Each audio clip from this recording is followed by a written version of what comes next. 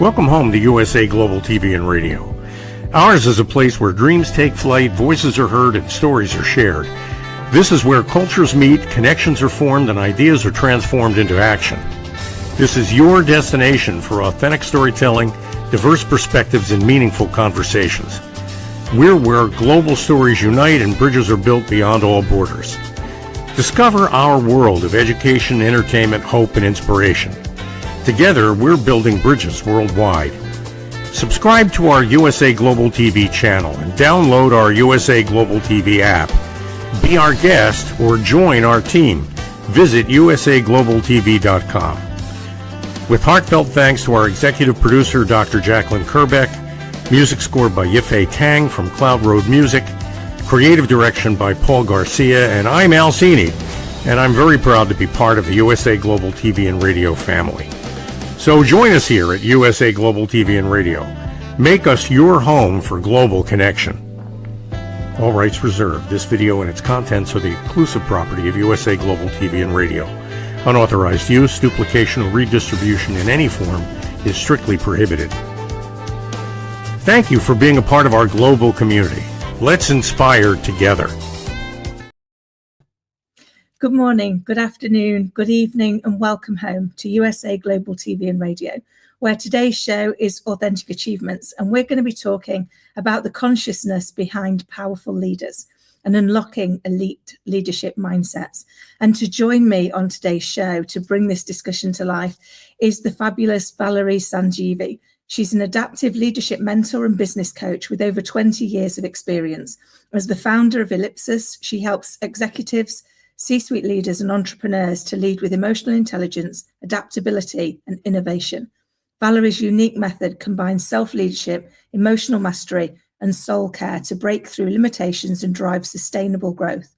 She combines her corporate expertise with a creative, intuitive approach to leadership, helping clients build scalable systems whilst fostering personal and professional transformation. With a deep commitment to evolving leadership and empowering others, Valerie inspires lasting and meaningful change in both business and life. Valerie, welcome. Hello, Kim. Nice to meet you again. Nice to see you again. And thank you for coming on and sharing your expertise with us on this platform as well. I know you've already been on my other show, also called Authentic Achievements. But I think there's such a need right now for us to really double down on our emotional intelligence, particularly in leadership, as we continue to move forward into an ever-evolving, ever more technical environment. It feels like the emotional intelligence is the most needed skill. Would you agree? Yes, definitely. I agree, because our emotions are going to affect emotions, of course, but as well the body, as like the nervous system. If we don't take care of our emotions, usually what happens is like our nervous system gets triggered. And then if the nervous system is triggered, usually we can't, stretch the nervous system and be able to hold more. Yes, so definitely we need to find techniques, people, whoever to help us to manage and not to control emotion, really to manage our emotion, help us, what can we do, how can we be helped. Everything is very important in terms of leadership, because we have to hold so much and we have to work with uncertainty, with fear, and we never know what's going to happen in the world, and we need to be able to adapt very quickly and to change very quickly. So yes, very important, definitely.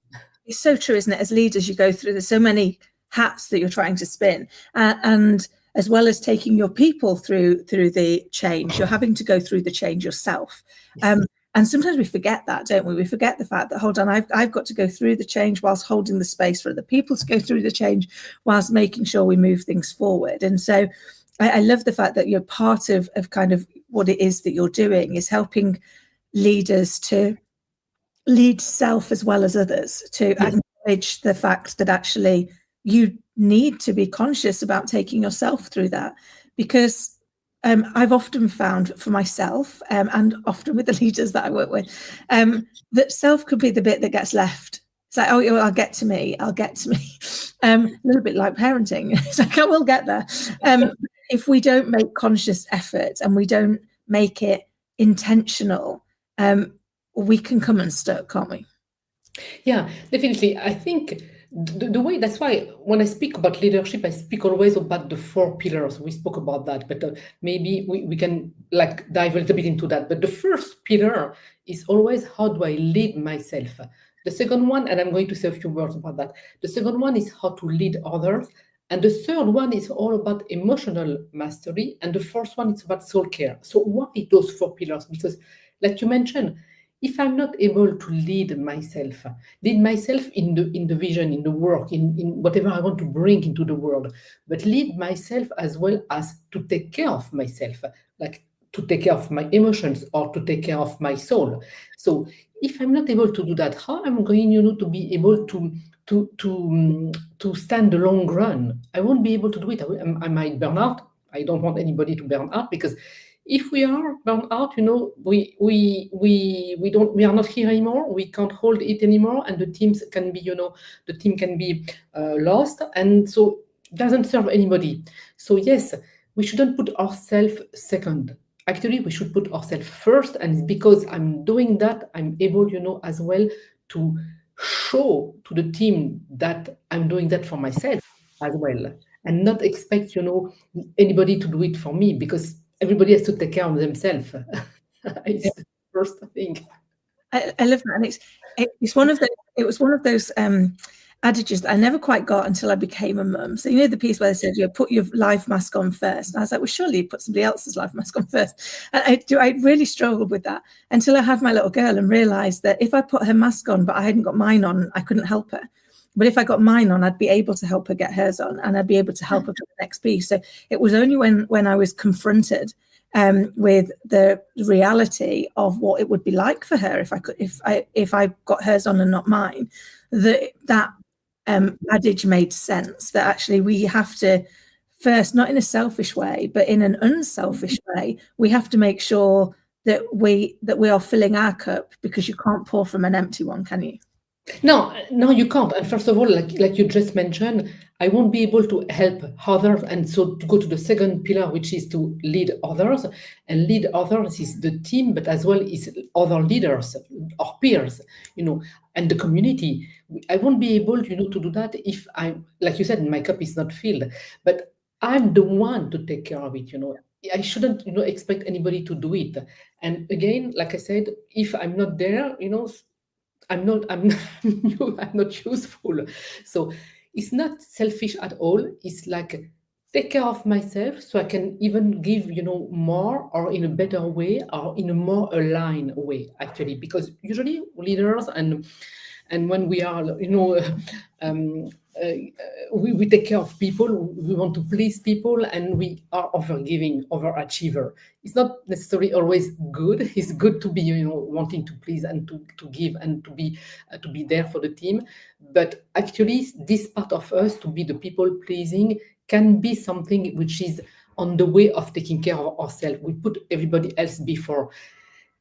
I really feel that I need to take care of myself and I need to take care of others. Maybe we can put it like 50-50. It's never 50-50 in life, but let's put it a little bit like this. It's not like I take care of myself 90%, I don't take care of anybody else. It's not that. But it's not either 10% for me and 90% for the other. So it's more like to find the balance. And sometimes it's going to be a little bit more me, and sometimes it's going to be a little bit more the team. So it's to find a nice harmony, the nice balance. And balance is never 50-50. We know that for everybody who went through that. Like when you're a parent, it's never 50% for one kid and 50% for the other kid. It's never like that. So we have to find the right balance. Yeah. And you're so right. Balance is balance in the moment, isn't it? Because we can get out of balance, but actually over time, hopefully that balance comes in. I remember I used to use 3 hula hoops to demonstrate balance to my teams, and I said, in any organization, you've got 3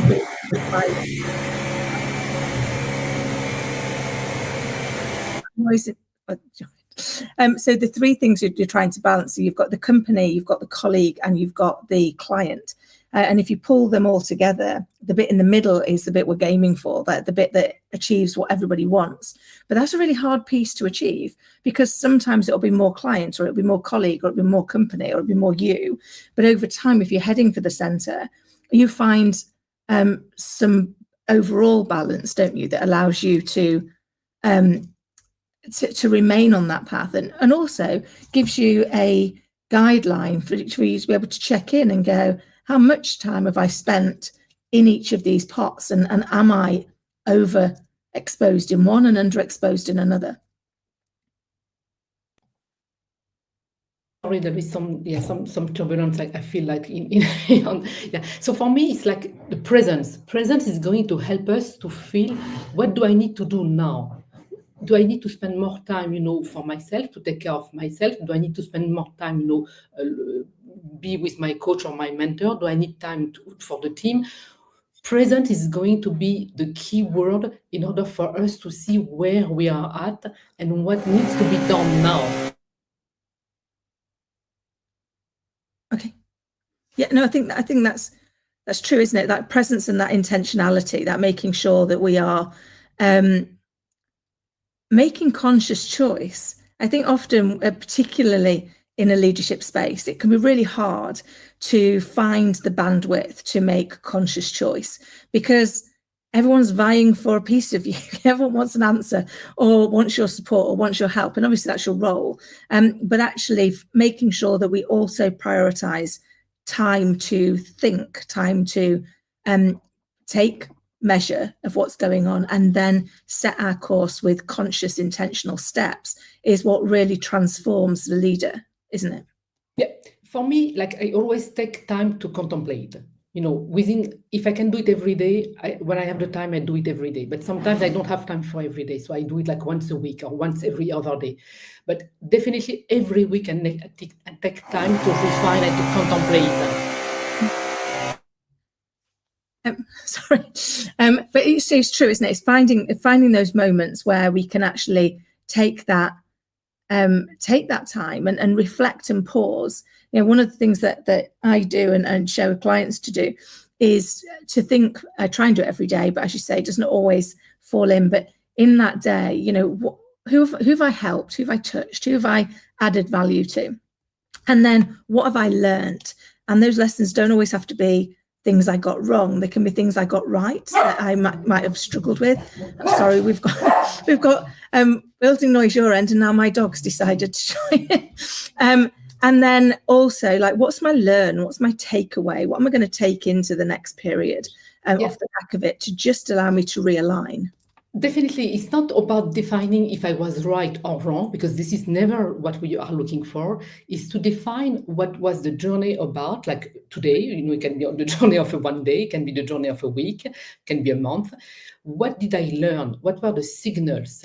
There is not such a thing as failure. I keep saying that to people. There is not such a thing as failure, because failure means, okay, I was wrong, I did it wrong, and no, okay, let's do something else. No. What did I learn? And then from that, I can refine.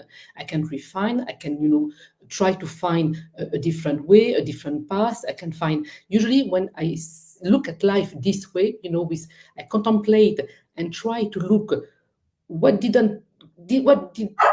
go right and what didn't go right.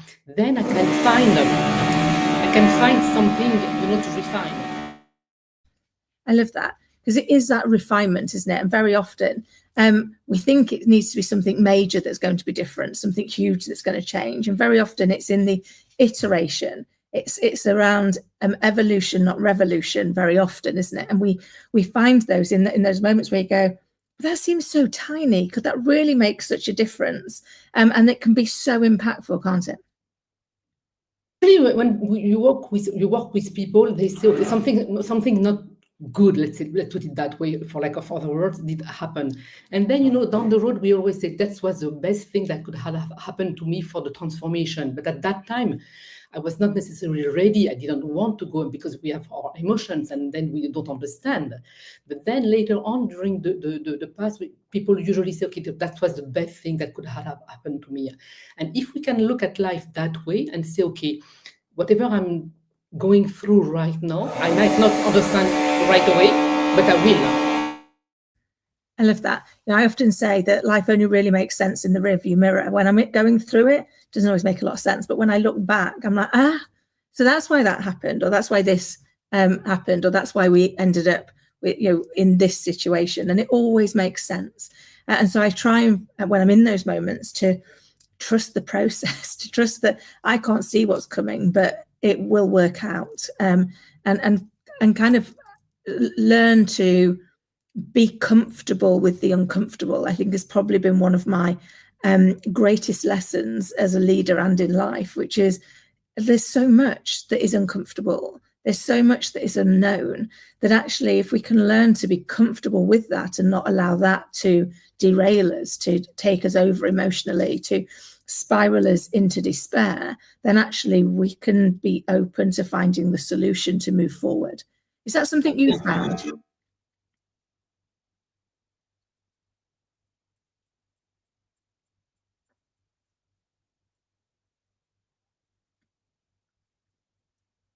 Sorry. Like right now, there is so much noise.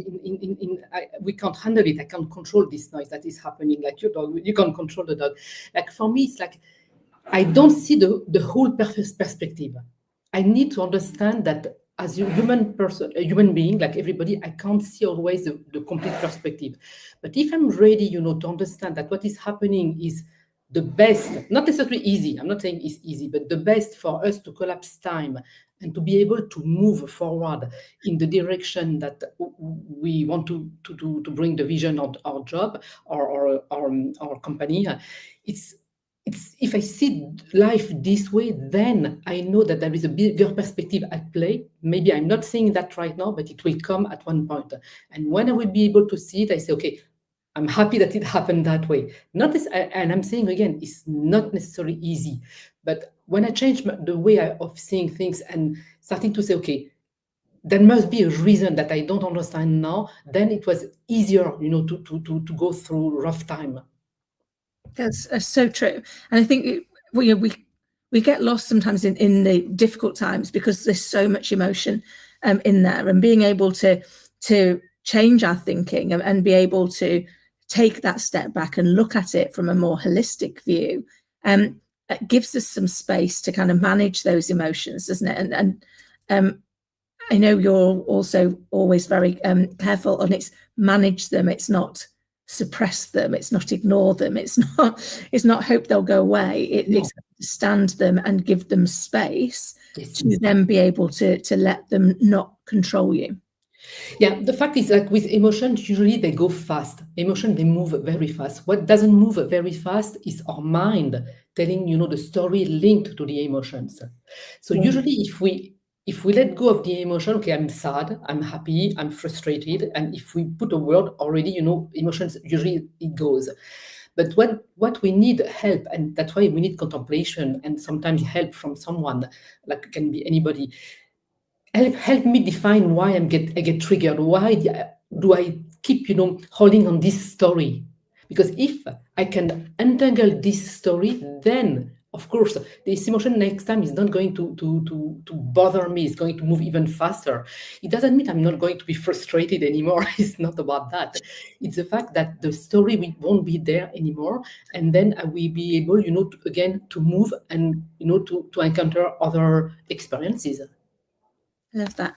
Because you're right. It's not that we aren't going to feel them, but once we've felt them, we can choose to let them go, and that gives us. I always think of it, my emotions as a bit of a cup, and I need to let them go. So there's space in the cup for the next emotion to come in, and so I've got to be able to acknowledge them and let them go. And to your point, find that story that says, why does this always trigger an emotional response? What am I telling myself? But how do people go about identifying that story, what it is they're telling themselves that constantly triggers them into that emotional response that they want to avoid? So usually when the emotion is there, like we said, we have to empty the cup, like you just said. So first of all, first thing we do is always like we have a tank, and emotion, we get to fill the tank. And at one point, I encourage people and my clients to empty the tank very like almost daily if we have to empty the tank. So then, first of all, the emotion don't get, and we don't get triggered as much.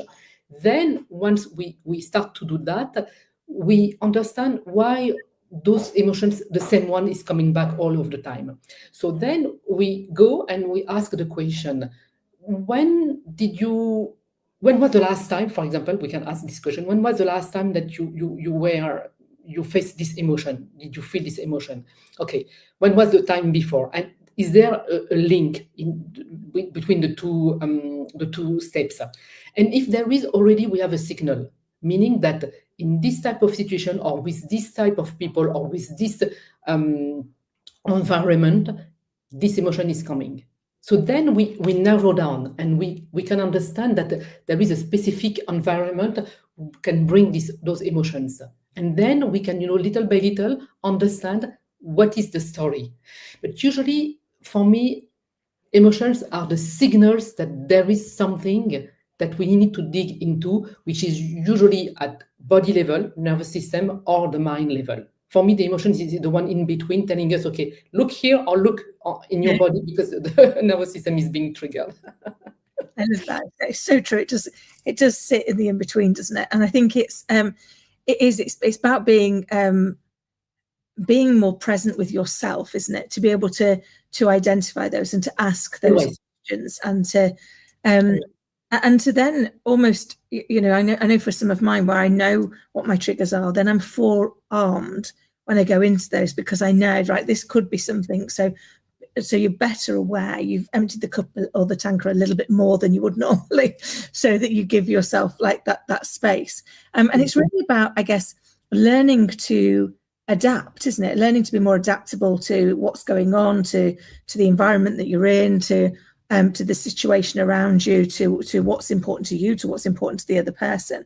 So I know when we've talked before how important adaptability is, but how do people work out if they're adaptable enough? Yes, that's a great question. For me, we need to be adaptive because the world is changing. The world is changing, market is changing, clients are changing, people are changing. There is nothing which is constant in life, and that's the life, meaning life is changing. That's the way it is. So first of all, we need to accept that it's going to change. That's the first accept that the life is going to change. Then after that, we need to be adaptive, because, to be adaptive is like meaning that when this situation is going to come, like when we are CEO or we are leaders, there is going to be so many situations, like every day, every week, there will be a new situation to deal with. So I need to get, used to that. And for me to get to be adaptive, it means for us is to stretch the ability to hold more. So to stretch the ability to hold more at my nervous system, body level, to stretch the ability to hold more with my emotions, to stretch the ability to hold more with my mind, and to stretch the ability to hold more skills. Meaning that's why I need to work on my body system, on my nervous system. That's why I need to empty the tank of the emotions. And that's why I need to get rid of the stories, because those things are taking a lot of space. And if I can replace this space by something with more abilities, more competencies, more things that I can read, I can refine, I can contemplate, then I will be able to stretch. It's like juggling. Yeah. Can I juggle with two balls or three balls? And each time with leadership, it's can I add one more? Can I add one more ball? Yeah. That's what it is. And I think it's a very good image to understand that, because am I able to stretch that? It's like when you are parents. At the beginning, you're only two, and then you have the little one coming in. And then suddenly you feel that you don't have a life. How do we do that? And then, we say usually when the kid is like a few months, we will never be able to have another one. And then, sure enough, there is another one coming on, because we want a bigger family, and then maybe another one. How do we do? Like at the first time that we had the first kid, we were like 100% on the kid, two people, two adults taking care of one kid. And then there was a second kid, and then a third one, maybe. People choose whatever they want to do, and we are able to do it. That's the same thing. Yeah.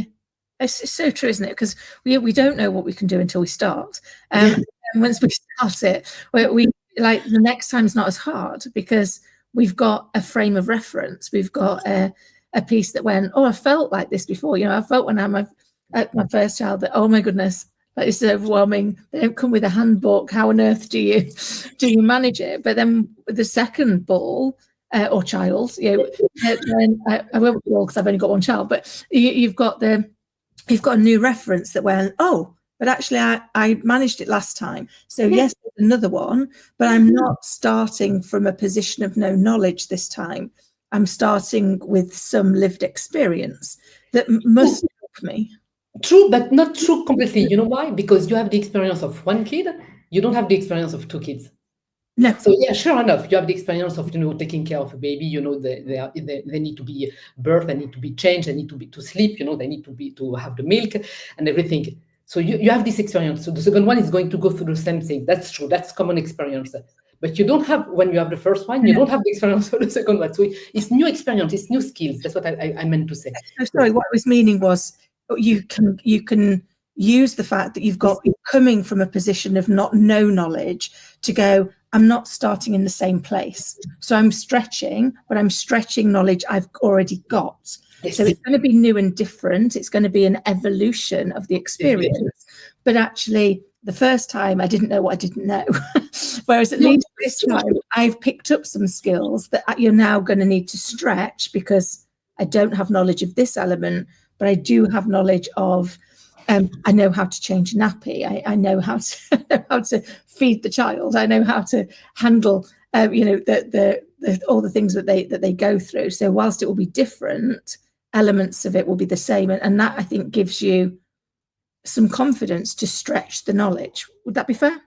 Yeah, because it means that now you kind of know. So your body, your mind, your emotions, they know how to handle that. So you are able to bring one more knowledge, one more competence. That's what the second kid is telling you. You have to stretch the capacities, but because you master, or at least you master, but at least we know better. Let's put it that way. So because we know better, then we can add more. That's the same thing, because you know better, then you can. It's like, we can take another example, like you want to play the violin, and then so you spend a lot of time playing, and then you want to suddenly you want to play soccer or football. Then you have to go to the practice, and then you are able to do both. And be able, to train and to get better on both. That's the same thing. And for leaders, it's like that, for that plus that plus that plus that. So it's stretching really the ability to hold more. Because this is the main difference between the CEO of a big company and someone who is, on a lower position with handling only a handful of people, and it's good already. Huh? And then this is the main difference. This one has so many more skills, to be able to hold at the same time. That's really the difference. Like, it's the same as having to take care of one child or having to take care of six kids if you have six. I'm always amazed with parents who have so many kids and do so much with them. It's abilities, it's skills for me, really. It's true, isn't it? It's kind of that honing the skills. I think it was in Stephen Bartlett's book that he talked about skill stacking, and actually, it's no longer about being the best at everything, but it's about being able to do the most skills simultaneously that actually sets you apart, because you can have the experts in each of those lines. Particularly if you're the CEO, you'll have an expert in each of the skills. But if you've got an ability within each of those skill sets, then actually that's what gives you the impetus and the gravitas to be able to take it up a level. Yeah, because when you are a leader or CEO or of your own company, you have so many different subjects to deal with. Every day there is new subjects to deal with. So it's the ability to be able to hold all of them. So yes, it's stacking. And it's not about, like you mentioned, it's not about, being perfect. You didn't say the word, but I'm saying the word. It's not about looking for perfection, because perfection actually is very reducing. It's like, I can be perfect on one thing, maybe two, but perfect on all the subjects that I have to go through on leadership. No, I don't think it's the right way to see it. But how can I, have the knowledge that I need, which is sufficient enough, and I can always grow this knowledge that is going, to help me on my journey, on my business, on my vision, and to help, lead others. That's really the way I see it. We have to get rid of the word perfection, because sometimes we get stuck there with It's so true. And as a good friend of mine says, progress beats perfection every time. We have to keep progressing because actually we can never really be perfect because the world's evolving. So even if we knew everything we possibly could right now, tomorrow there'll be something new to learn. And so we've got to just keep progressing that and to your point, stretching that knowledge, growing that piece, but not because I read a study. I think it was by Harvard or Stanford, and they studied people who had been praised on success, and then they studied another group of people who'd been praised on progress. And over time, the group of people that were praised on progress outperformed significantly the people that were praised on success, because the people that were praised on success actually started to have a concern. They wouldn't even try something if they couldn't guarantee that they would be perfect at it, because perfection became their identity. That's how they held themselves. Whereas the people that were praised for progress, for trying, for giving it a go, they had nothing to fear, because actually their identity was, well, I keep trying, I keep giving it a go. And it's interesting because still in organizations, we do still reward more the outcome than the input, than the where we're going.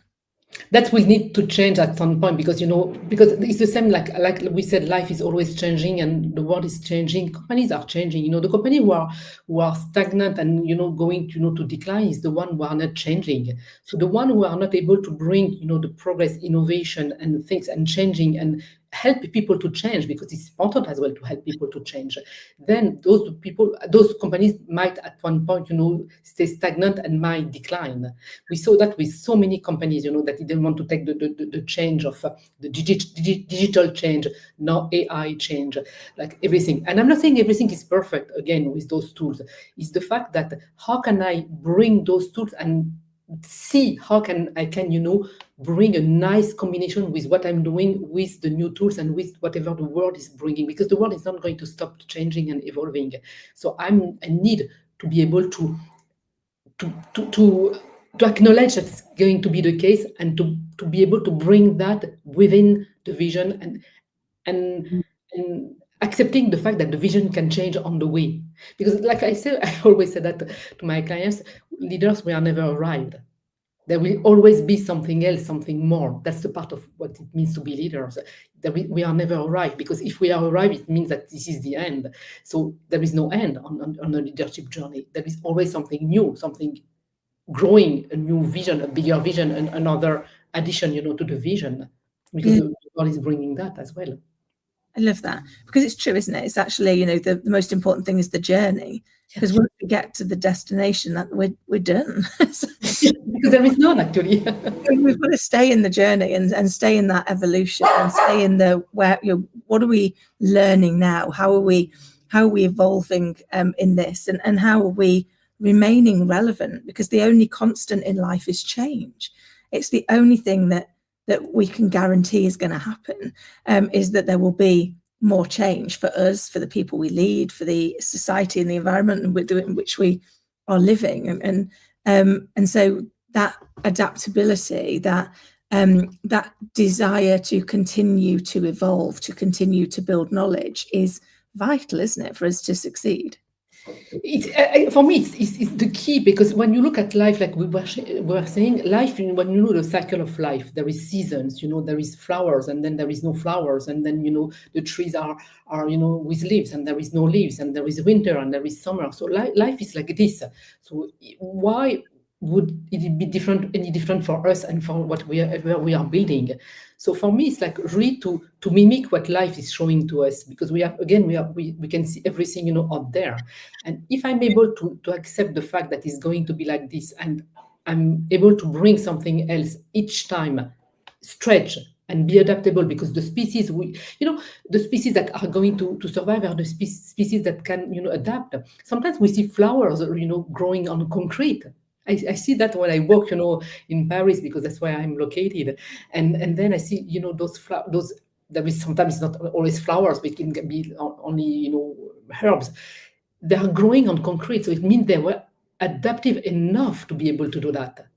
So in an environment which was hostile, how can I still, grow and be able to maintain life? That's what it is, because the environment, we never know what's going to happen.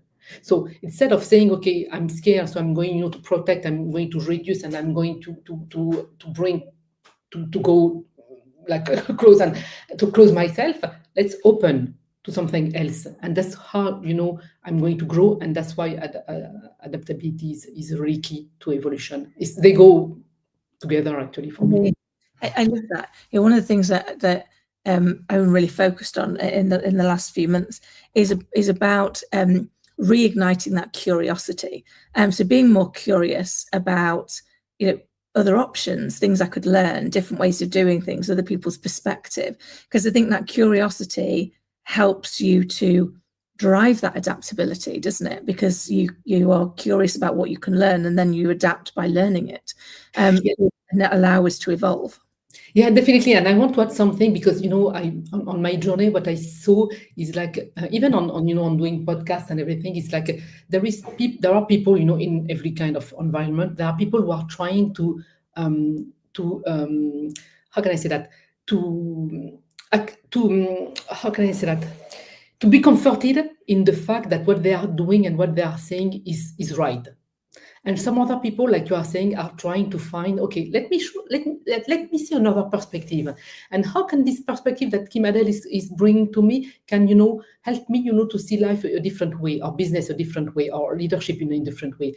If I'm trying, to confirm, that's what I was looking for. If I'm trying to confirm what I already know, I'm not learning anymore. I'm confirming already. But if I try to take, not that you are right, I'm wrong, or I am right, you're wrong. It's not about that. This is never actually the subject of who is right, who is wrong. It's like you have a perspective, I have another one.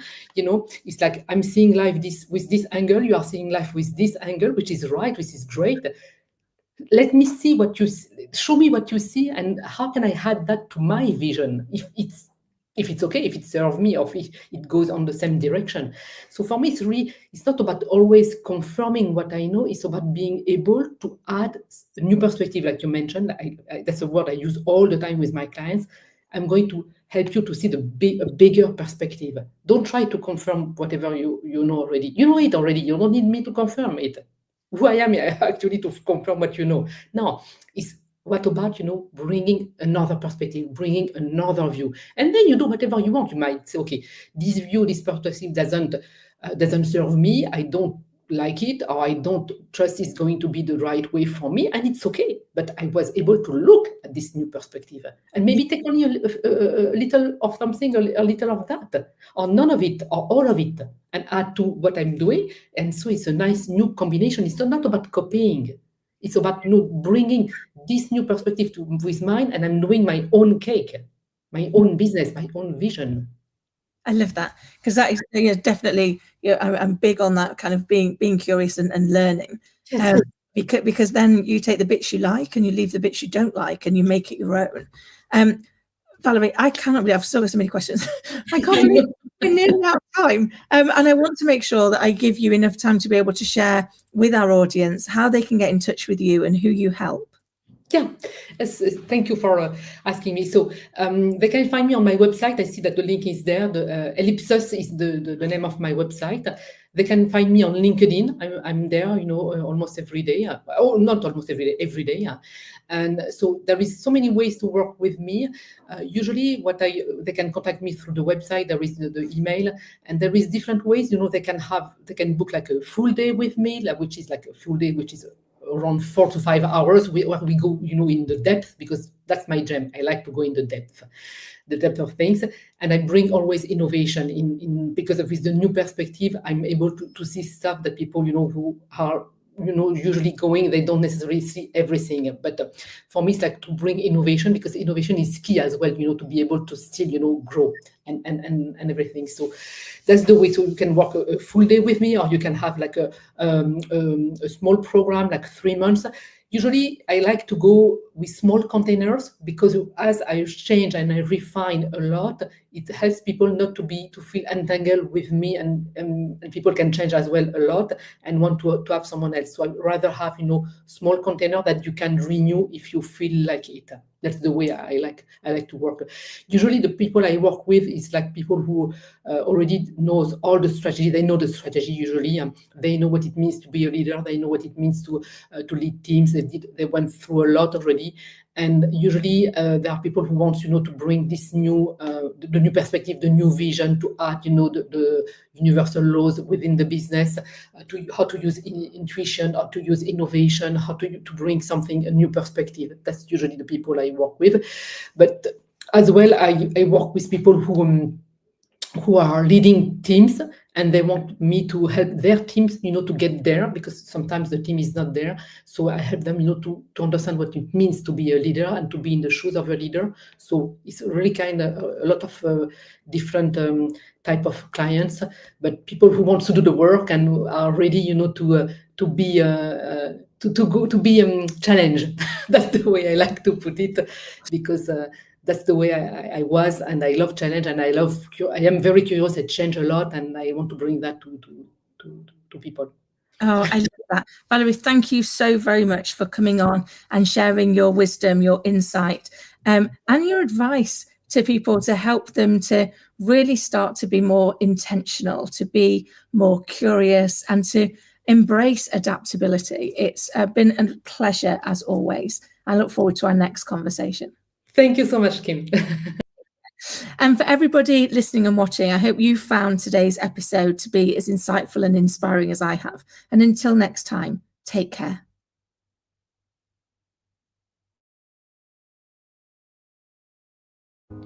I just can't take it anymore. I am so tired. I am so frustrated and burnt out. Why won't anyone listen to what I have to say? Yet I look on social media and everybody's smiling and having a great time. Meanwhile, I feel totally alone with my world rushing by. Guess what? Great news. You have a choice. You can change the dynamic by learning how to listen at an elevated level yourself through the power of listening educational courses. Can you imagine from where you are today to having a life overflowing with abundance? It's possible. Learn how to listen at an elevated level. You'll have deeper connections, better relationships, and more authentic conversations. Start today. Go to usaglobaltv.com, education, and learn how to listen. We have courses and children's books. Let's work together to learn how to listen. Get ready to wear the brand that's changing the world of media. Introducing the official USA Global TV and Radio online store. From our TV show hosts to our incredible global guests, you asked, we delivered. Rep your appearance with pride. Whether you've been on air, hosted a show, or tuned in, we have something just for you. Visit us at usaglobaltvradioshoп.myspreadshop.com and start shopping today. Check back frequently. We're dropping fresh new designs all the time. Showcase your role in our global community. These designs celebrate your voice, your story, your presence. It's more than just merchandise. It's a movement of hope, inspiration, education, and elevated listening. Head to usaglobaltvradioshoп.myspreadshop.com. Your spotlight awaits. USA Global TV and Radio. Elevate your style. Elevate the world. Thank you, viewers and listeners of USA Global TV and Radio, for joining us today. We're honoured to have your time and attention as part of our global community. At USA Global TV and Radio, we believe in the power of authentic conversations, meaningful connections, and creating a world of possibilities together. Want to be part of something bigger? Join our team of elevated listeners at usaglobaltv.com, a space where your voice matters and your ability to listen transforms relationships. Stay connected with us across all our platforms for thought-provoking discussions, expert insights and empowering stories. Subscribe to our channels at youtube.com/c/USA Global TV. Follow us on social media and explore the endless opportunities we're creating for growth, learning and inspiration. Together, we're not just broadcasting, we're building bridges and changing lives one conversation at a time. For inquiries, contact us at info@usaglobaltv.com. Music by Johnny Dyes. Produced by Executive Producer and Director Dr. Jacqueline Kerbeck. Voiceover by Mike Porter. Creative Direction by Paul Garcia. All rights reserved. Copyright 2025. Visit usaglobaltv.com to view our full terms and conditions.